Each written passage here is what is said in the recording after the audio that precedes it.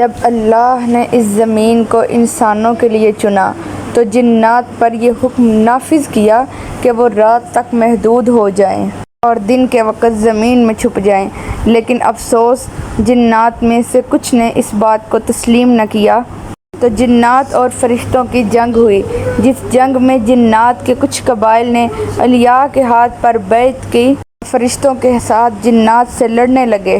ان قبیلوں میں قبیلہ عزازیل، قبیلہ عبیرہ اور میرا قبیلہ شامل تھا، جس کو قبیلہ ظافر کہتے ہیں۔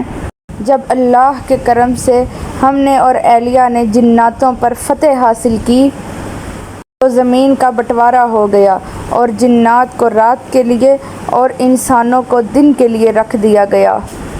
پھر مجھے اولیاء نے یہ ذمہ داری دی کہ میں راہنیت پہ بیٹھوں اور کسی جن کو انسان کی دنیا میں آنے نہ دوں۔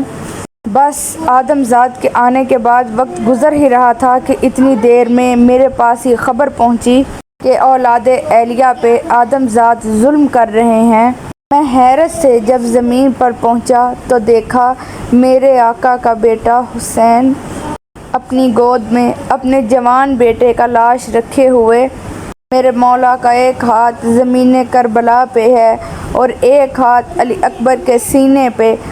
بس اللہ اکبر کہہ کے مولا نے جیسے ہی علی اکبر کے سینے سے برچھی کو نکالا تو علی اکبر تڑپنے لگے۔ علی اکبر کے خون سے کربلا کی زمین رنگی گئی تو علی اکبر نے کہا کہ دیکھ میرے دادا ابراہیم، نہ تو میری آنکھوں پر پٹی بجھی ہے اور نہ ہی میرے ہاتھ بندھے ہیں، میری یہ قربانی اللہ کے دین کے لیے ہے۔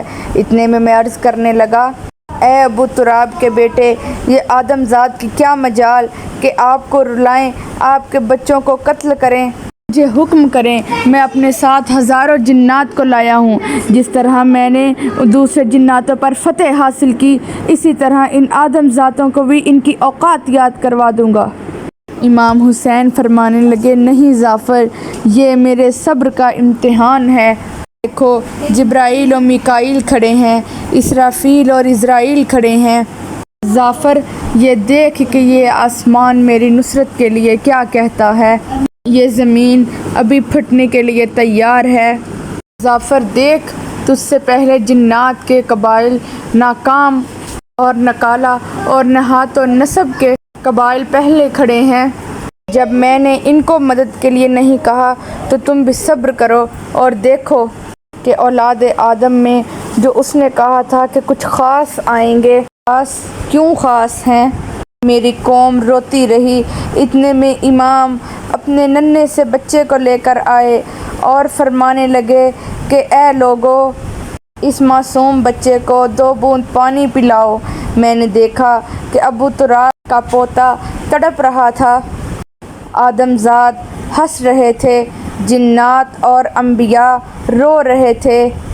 میں پھر آیا اور عرض کیا، میرے مولا مجھے حکم دیجئے کہ یہ نہر فرات آپ کے قدموں میں لاؤں۔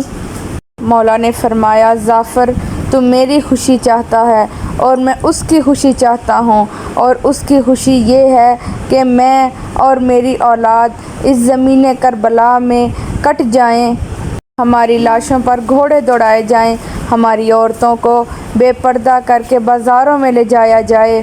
جب تک نبی کا خاندان اس رستے سے نہیں گزرے گا تب تک اللہ کا دین نہیں بچے گا۔ میں دیکھتا رہا، بار بار فریاد کرتا رہا، امام حسین ایک ایک قربانی دیتے رہے۔ میں مسلسل اپنے قبائل کے ساتھ طواف کربلا کرتا رہا اور ایک ایک لاش پہ آیا۔ کبھی قاسم کے ٹکڑوں کو دیکھا، کبھی عباس کے بازوؤں کو دیکھا، کبھی حر کے گلے کو دیکھا۔ بس اتنے میں میرے مولا حسین میدان میں آئے۔ میرے مولا کا میدان میں آنا تھا کہ مجھے وہ فرشتوں اور جنات کی جنگ یاد آ گئی۔ میں نے امام حسین کے بابا کے ساتھ لڑی تھی، وہی رعب تھا، وہی جوش تھا، وہی ذوالفقار۔ آدم ذات گھبرانے لگے، سب ادھر ادھر بھاگنے لگے۔ جب ہزاروں کے لشکر نے علی کے شیر سے مات کھا لی تو کسی آدم ذات نے کہا کہ یہ علی کا بیٹا ہے، چاروں طرف سے گھیر لو، تیر، نیزے، پھالے، جس کے ہاتھ میں جو آئے وہ امام حسین کو مارتا رہا۔ آدھی فوج نے امام حسین کو چاروں طرف سے گھیر لیا اور آدھی فوج خیموں کو جا کے آگ لگانے لگی۔